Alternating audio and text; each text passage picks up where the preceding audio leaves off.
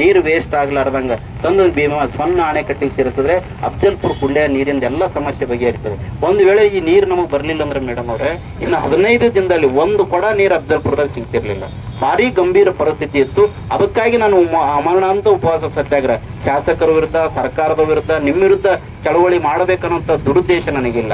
ಇಲ್ಲಿ ಅಫ್ಜಲ್ಪುರದ ಇತಿಹಾಸದಲ್ಲಿ ಹಿಂದೆಂದೂ ಕೂಡ ಇಷ್ಟು ಸಾಮೂಹಿಕವಾಗಿ ಎಲ್ಲ ಪಕ್ಷದವರು, ಸ್ವಾಮೀಜಿಗಳು, ಎಲ್ಲ ಸಂಘಟನೆಯವರು, ಎಲ್ಲ ಸಮಾಜದವರು, ವ್ಯಾಪಾರಸ್ಥರು ಬೆಂಬಲ ಮಾಡಿದಂಥ ಇತಿಹಾಸನಲ್ಲಿ ಇದು ಒಂದೇ ಹೋರಾಟಕ್ಕೆ ಮಾಡಿದ್ದು. ಯಾಕಂದ್ರೆ ಇದು ಪಕ್ಷಾತೀತ ಹೋರಾಟ, ಈ ಭಾಗದ ಜನರ ಕುಡಿಯುವ ನೀರಿಗಾಗಿರ್ತಕ್ಕಂಥ ಹೋರಾಟ.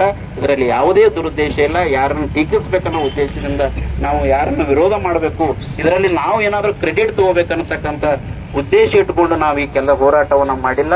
ದಯವಿಟ್ಟು ನೀವು ಇರುವವರೆಗೂ ಕೂಡ ಈ ಭೀಮಾ ನದಿಗೆ ಮಹಾರಾಷ್ಟ್ರದಿಂದ ಏನು ನೀರು ಬರಬೇಕಾಗಿದೆ, ಅನ್ಯಾಯ ಆಗಿದೆ, ನ್ಯಾಯ ಕೊಡಿಸ್ತಕ್ಕಂಥ ಪ್ರಾಮಾಣಿಕ ಪ್ರಯತ್ನ, ಒಂದು ಪ್ಲಾಟ್ಫಾರ್ಮ್ ಅನ್ನು ತಾವು ಹಾಕಿದ್ರೆ ಮುಂದಿನ ಭವಿಷ್ಯಕ್ಕೆ ನಮಗೆ ಅನುಕೂಲ ಆಗ್ತದೆ ಅಂತಕ್ಕಂಥ ಮಾತನ್ನ ಹೇಳಿ, ಈಗ ಮೇಡಮ್ ಅವರು ತಮ್ಮ ಅನಿಸಿಕೆಗಳನ್ನ ಒಂದೆರಡು ತಮ್ಮೆಲ್ಲರಿಗೆ ಹೇಳ್ತಾರೆ.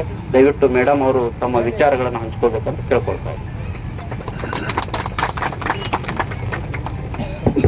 ಎಲ್ಲರಿಗೂ ನಮಸ್ಕಾರ. ಬಹಳಷ್ಟು ದಿನದಿಂದ ಈ ಒಂದು ಉಪವಾಸ ಸತ್ಯಾಗ್ರಹ ಏನು ಮಾಡ್ತಾ ಇದ್ರು ನಾಟಕರು, ನಾನು ಡೈಲಿ SP ಅವರಾಗಲಿ, ನಾನಾಗಲಿ, ನಮ್ಮ AC ಅವರಾಗಲಿ, ADC ಆಗಲಿ, ಪ್ರತಿಯೊಬ್ಬರು ನಮ್ಮ ತಹಸೀಲ್ದಾರ್ ಸಂಜೀವ್ ಕುಮಾರ್ಗೆ ಎಷ್ಟು ಸತಿನೇ ಹಚ್ಚಿರಬಹುದು, ಫೋನಲ್ಲಿ ಅಪ್ಡೇಟ್ಸ್ ತಗೊಂಡಿರ್ಬೋದು. ಮತ್ತು ಇಲ್ಲಿ ಲೋಕಲ್ ಸಾಕಷ್ಟು ಮಂದಿ ನಮ್ಮ ಜೋಡಿ ಕೆಲಸ ಮಾಡಿರೋರು ಯಾರಿದ್ದಾರೆ ಅವ್ರಿಗೇನು ನಾವು ಕಾಲ್ ಮಾಡಿ ಯಾವ ರೀತಿ ಇದೆ, ಅವ್ರದ್ದು ಆರೋಗ್ಯ ಹೇಗಿದೆ, ಮತ್ತು ಈ ಸತ್ಯಾಗ್ರಹ ಏನು ನಡೀತಾ ಇದೆ, ಅವ್ರ ಬೇಡಿಕೆಗಳು ಏನಿದೆ, ಯಾವ ರೀತಿ ನಾವು ಅವ್ರಿಗೆ ಸ್ಪಂದನೆ ಕೊಡಬಹುದು ಬಗ್ಗೆ ಅಂತ ಡೇ 1ಇಂದನೇ ನಾವು ಸ್ಪಂದನೆ ಮಾಡ್ತಾನೆ ಬರ್ತಾ ಇದ್ವಿ. ತಮಗೆ ಗೊತ್ತಿದೆ ಈಗ ಎಲೆಕ್ಷನ್ ಸಂದರ್ಭ ನಡೀತಾ ಇದೆ. ಅದಾಗುವ ಮುಂಚೆ ಸತತವಾಗಿ ನಮ್ಮದು ಜಿಲ್ಲಾ ಮಟ್ಟಕ್ಕೂ ಸಾಕಷ್ಟು ಕಾರ್ಯಕ್ರಮಗಳು ಆಯಿತು. ಆವಾಗೂ DCM ಸಾಹೇಬರು ಬಂದಾಗ ನಾನು ಆ ದಿವಸನೂ ನಮ್ಮ MLA ಸಾಹೇಬರು ಆಗಲಿ, ಡಿಸ್ಟ್ರಿಕ್ಟ್ ಮಿನಿಸ್ಟರ್ ಆಗಲಿ, ಅಲ್ಲಿ ಎಲ್ಲರೂ ಸೇರಿ, ಅಧಿಕಾರಿ ವರ್ಗವರಾಗಲಿ ಎಲ್ಲರೂ ಸೇರಿ ನಾವು ಅವ್ರಿಗೆ ರಿಕ್ವೆಸ್ಟ್ ಆ ದಿವಸನೂ ಮಾಡಿದ್ದೇವೆ. ಕುಡಿಯ ನೀರಿನ ವಿಷಯ ಇದೆ, ಇಲೆಕ್ಷನ್ಗೆ ಏನು ಸಂಬಂಧ ಇಲ್ಲ, ಕುಡಿಯ ನೀರಂದ್ರೆ ಜನರಿಗೋಸ್ಕರ ನಾವು ಮಾಡಲೇಬೇಕು ಅಂತ ಆ ದಿನಾನೂ ಒತ್ತಡ ಹಾಕಿದ್ವಿ. ಆ ದಿನದಿಂದ ಇವತ್ತುವರೆಗೆ ಸತತವಾಗಿ ಮಾಡಿದ್ದೀವಿ. ಮುಂಚೆನೂ ಬರಬಹುದಾಗಿತ್ತು, ನಾವು ಒಂದು ದಿವಸ ಆರ್ಡರ್ ಬರಲಿ ಆಮೇಲೆ ಬರೋಣ ಅಂತ ಸುಮ್ಮನೆ ಹಾಗೆ ಮುಂದೆ ಮಾಡಿದ್ದೆ. ಇನ್ನೊಂದು ದಿವಸ ನಾವು ಬಂದೆ ಮಾತುಕತೆ ಮಾಡಿ ಭೇಟಿಯಾಗಿ ಹೋಗೋಣ ಅಂತ, ಆದರೂ ಇಲೆಕ್ಷನ್ ಸಂದರ್ಭದಲ್ಲಿ ವಿಡಿಯೋ ಕಾನ್ಫರೆನ್ಸ್ ಬಂದಿತ್ತು. ಹಾಗಾಗಿ ನಾವು ಎಲ್ಲರೂ CO ಇದ್ರು ನಮ್ಮ ಜೋಡಿ, CO, ನಾನು, SP ಅವರು ಒಟ್ಟಿಗೆ ಬಂದಿದ್ರು. ಹಾಗೆ ವಾಪಸ್ ಚೌಡಾಪುರ ಅಂತಲೇ ವಾಪಸ್ ಹೋಗ್ಬಿಟ್ರು. ಯಾಕೆಂದ್ರೆ ಇಲೆಕ್ಷನ್ ಕೆಲಸ ಇದ್ದಾಗ VCಯಿಂದ ಯಾರಿಗೆ ನಮಗೆ ಎಕ್ಸೆಂಪ್ಷನ್ ಕೊಡೋದಿಲ್ಲ. ಮೊದಲನೇದಾಗಿನೇ ನಾವು ಸಂಜೀವ್ಗೆ ಆಕ್ಚುಲಿ ನಾವು ಅವ್ರ ಪ್ರಯತ್ನಕ್ಕೆ, ಅವ್ರದ್ದು ತಾಳ್ಮೆಗೆ ಮತ್ತು ಈ ಒಂದು ಸಂದರ್ಭದಲ್ಲಿ ಹೇಗೆ ಅವರು ಡೈಲಿ ಕಮ್ಯುನಿಕೇಶನ್ ಎಷ್ಟು ಚಂದ ಮಾಡಿದ್ದಾರೆ ನಮ್ಮ ತಹಸೀಲ್ದಾರ್, ಅವ್ರ ಕೆಲಸ ಮತ್ತು DYSP ಅವ್ರ ಕೆಲಸ ಶ್ಲಾಘನೆ ಅಂತ ಹೇಳಕ್ಕೆ ಇಷ್ಟಪಡ್ತೀನಿ. ಯಾಕೆಂದ್ರೆ ಸಂಪೂರ್ಣ ಮಾಹಿತಿ ನಾವು ವೈಯಕ್ತಿಕವಾಗಿ ಇಲ್ಲಿ ಇಲ್ಲ ಅಂದ್ರೇನು ಫೋನ್ ಮುಖಾಂತರ, ಕರೆಸ್ಪಾಂಡೆನ್ಸ್ ಮುಖಾಂತರ, ಲೆಟರ್ಸ್ ಮುಖಾಂತರ ಡೈಲಿ ಅವ್ರ ಮಾಹಿತಿ ನಮಗೆ ತಲುಪಿದ್ದಾರೆ. ಆ ಮಾಹಿತಿ ಇಟ್ಕೊಂಡು ನಾವು ಎಲ್ಲ ಕಡೆ ಮಾತಾಡಿದ್ದೀವಿ. ನಾವು DC ಸೋಲಾಪುರ್ಗೆ ಬರೆದಿದ್ದೀವಿ, ಅವ್ರಿಗೆ ಫೋನಲ್ಲಿ ಮಾತಾಡಿದ್ದೀವಿ, ಮತ್ತು ನಮ್ಮ ACS ಅವ್ರಿಗೆ, ವಾಟರ್ ರಿಸೋರ್ಸಸ್ ಅವ್ರಿಗೆ ಫೋನಲ್ಲಿನೂ ಮಾತಾಡಿದ್ದೀವಿ, ಕರೆಸ್ಪಾಂಡೆನ್ಸ್ನು ಮಾಡಿದ್ದೀವಿ. ನಮ್ಮ ಪ್ರಿನ್ಸಿಪಲ್ ಸೆಕ್ರೆಟರಿ ಡಿಸಾಸ್ಟರ್ ಮ್ಯಾನೇಜ್ಮೆಂಟ್, ವಿಪತ್ತು ನಿರ್ವಹಣೆ ಅವರಿದ್ದಾರೆ, ಅವ್ರಿಗೇನು ನಾವು ಲೆಟರ್ ಕರೆಸ್ಪಾಂಡೆನ್ಸ್ ಮಾಡಿದ್ದೀವಿ. ಅವ್ರ ಬೇಡಿಕೆ 3 ಇತ್ತು. ಒಂದು ಯೋಜನೆಯಿಂದ 5 TMC ಬಿಡಿಸೋದು, ಇಲ್ಲ ಅಂದ್ರೆ ಇಲ್ಲಿ ಅಲ್ಮಟ್ಟಿ ಹಾಗೂ ನಾರಾಯಣಪುರದಿಂದ ನಾವು 2 TMC ಬಿಡಬೇಕು ಅಂತ, ಅಥವಾ ಈ 2 ಆಗ್ಲಿಲ್ಲ ಅಂದ್ರೆ ಬೇರೆ ಯಾವುದಾದ್ರೂ ರೀತಿ ನಾವು ಫ್ಯಾಕ್ಟ್ ಫೈಂಡಿಂಗ್ ಮಿಷಿನ್ ಕಲಿಸ್ಬೇಕು. ಒಂದು ಎಲ್ಲರೂ ನಮ್ಮ ಕಡೆಯವರು, ಮಹಾರಾಷ್ಟ್ರ ಅವ್ರ ಕಡೆಯವರು ಕಲಿಸಿ ನಿಜಾಂಶ ಏನಿದೆ ಅಂತ ನೋಡಿ ಬರೋದಕ್ಕೆ ಒಂದು ಸಮಿತಿ ರಚನೆ ಮಾಡಿ ಕಲಿಸ್ಬೇಕು ಅಂತ.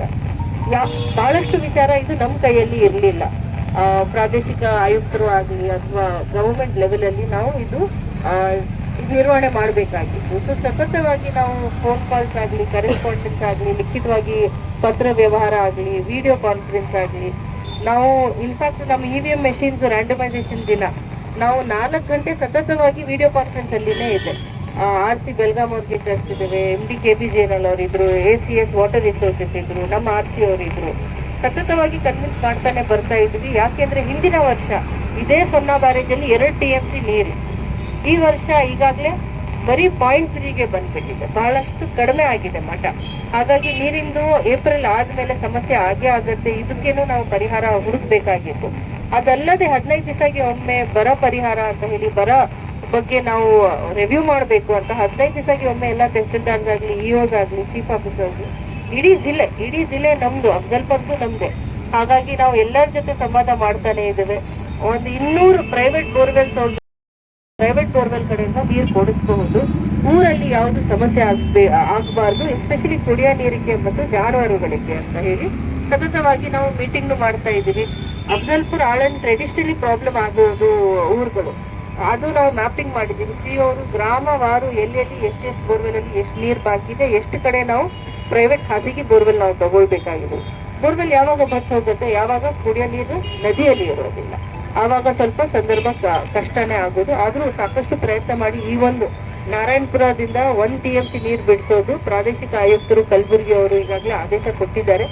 ಆ ಆದೇಶ ನಾವು ದಾರಿಯಲ್ಲಿ ಇದ್ದಾಗ ಬಂದಿದೆ. ಇನ್ಫ್ಯಾಕ್ಟ್ ನನ್ಗೇನು ಗೊತ್ತಿರ್ಲಿಲ್ಲ. ಈಗ ಇದಾದ್ಮೇಲೆ ಎಲೆಕ್ಷನ್ ಜೋರ್ ಜಾಸ್ತಿನೇ ಆಗುತ್ತೆ, ಕೆಲಸನೂ ಸಾಕಷ್ಟು ಇರುತ್ತೆ. ವೈಯಕ್ತಿಕವಾಗಿ ಅವ್ರಿಗೆ ಒಂದು ವಿನಂತಿ ಮಾಡಿ ಹೋಗೋಣ ಅಂತ ನಾವು ಬಂದಿರೋದು. ಅದು ಹಾಗೆ ಬಂದಿದೆ, ಕೋಇನ್ಸಿಡೆನ್ಸ್ ಆಗಿ ಆದೇಶನೂ ಆವಾಗನೇ ಬಂದಿದೆ. ಹಾಗಾಗಿ ಆದೇಶನೂ ತಲುಪಿದ್ದೀವಿ. ನಾಳೆ ಅವರು ಎಲ್ಲ ಚುನಾಯಿತ ಪ್ರತಿನಿಧಿಗಳು ಅವರು ಪ್ರತ್ಯೇಕವಾಗಿ ಬಂದು ಸಂವಾದ ಮಾಡ್ತಾರೆ.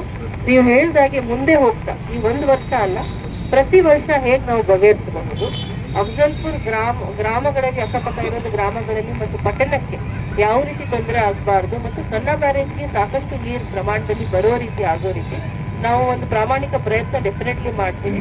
ಈಗ ಇದು ಆರ್ಡರ್ ಬಂದಿರೋದು ಮಾತ್ರ ಅಲ್ಲ, ಇದು ಮುಂದೆ ಸಾಕಷ್ಟು ಕೆಲಸ ಮಾಡೋದು ಬಾಕಿ ಇದೆ. ನಾವು 200 ಕಿಲೋಮೀಟರ್ ನೀರು ದಾಟಿ ಬರಬೇಕಾಗಿರೋದು.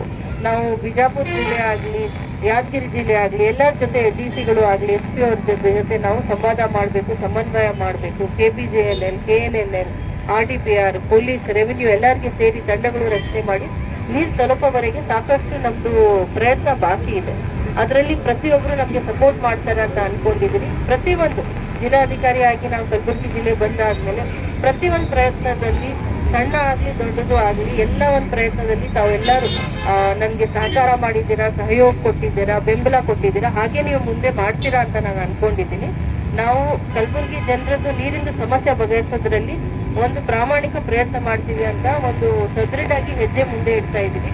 ತಾವೆಲ್ಲ ಸಹಕರಿಸ್ತೀರಾ. ಮತ್ತು ನಾಟಿಕರ್ ಅವರು ನಾಳೆಯಿಂದ ಉಪವಾಸ ಬಿಟ್ಟು ನಮ್ಮೆಲ್ಲರ ಜೋಡಿ ಯಾವುದಿದೆ, ನಾನು ಯಾವಾಗ್ಲೂ ಹೇಳ್ತೀನಿ, ಯಾವಾಗ್ಲೂ ಇಲ್ಲಿ ಬಂದಾಗ ಎಲ್ಲರೂ ಬಂದು ಅರ್ಜಿಗಳು ಕೊಡ್ತಾರೆ, ಯಾವಾಗ್ಲೂ ಬಂದು ಒಂದು ರೆಪ್ರೆಸೆಂಟೇಷನ್ ಕೊಡ್ತಾರೆ. ರೆಪ್ರೆಸೆಂಟೇಷನ್ ಕೊಡೋದು, ಧರಣಿ ಮಾಡೋದು, ಸತ್ಯಾಗ್ರಹ ಮಾಡೋದು ಎಲ್ಲರದು ಹಕ್ಕು. ಮಾಡ್ಲಿ, ಯಾವ ಕಾರಣಕ್ಕೋಸ್ಕರ ಮಾಡ್ತಾ ಇರೋದು ಅದ್ಮೇಲೆ ನಾವು ಫೋಕಸ್ ಮಾಡಿ ಒಂದು ಪ್ರಾಮಾಣಿಕವಾಗಿ ಹೇಗೆ ನಾವು. ವೀಕ್ಷಕರೇ, ಈ ವಿಡಿಯೋ ನಿಮಗೆ ಇಷ್ಟ ಆಗಿದ್ರೆ ಈ ಕೂಡಲೇ ಸಬ್ಸ್ಕ್ರೈಬ್, ಕಮೆಂಟ್, ಲೈಕ್ ಮಾಡಿ ಹೊಸ ವಿಡಿಯೋಗಳನ್ನು ಮಾಡಲು ಬೆಂಬಲವನ್ನ ನೀಡಿ.